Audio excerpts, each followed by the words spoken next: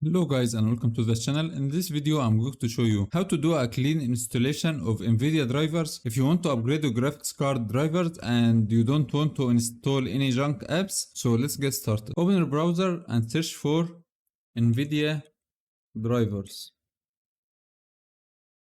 Go to the official app, the official website, and from here select your GPU, GeForce RTX 20 series. You can select whatever you want. GeForce RTX 2060, Windows 11, English, and select find.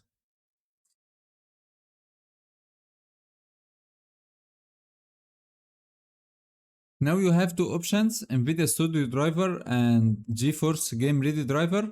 You can select any of them, it doesn't matter that much, but you can download any of them. But if you are a content creator, select Studio driver. If you only care about gaming, select Game Ready, and it doesn't matter that much. So download any of them, view, and select download.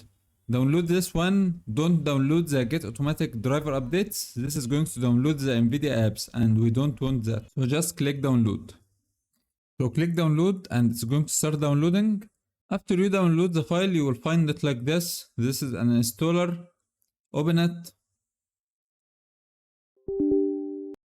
Yes. Okay. Wait for it to finish.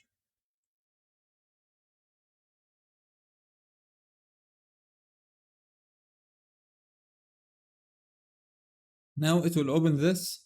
And this is the most important step. From here it says NVIDIA graphics driver and NVIDIA app. We don't want this NVIDIA app. If you want it, you can download it, but most of us, we don't want it. It will only be running, it will be running in the background and taking over your performance and sending you notifications and that type of stuff. If you want a specific app, you can download it, like if you want to download the Shadow Play. But for me, I only want the graphics card, NVIDIA graphics driver. Agree and continue. Express recommended or custom, select custom. And from here, you see these options. Make sure NVIDIA app is not selected. We don't want it. We only want the graphics driver.